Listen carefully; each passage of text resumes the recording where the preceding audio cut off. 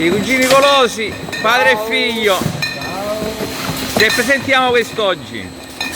Sentiamo questa nuova annata del vino Golosi bianco, che abbiamo pensato di battezzarlo Farfallina perché è un nome allegro, primaverile e che porta allegria. Buona domenica! Ciao ragazzi, Parteggiate con questo questa domenica! a tutti i fan di Niceto Club auguro un buon fine settimana. E se bevete vino Golosi, il fine settimana sarà ancora migliore.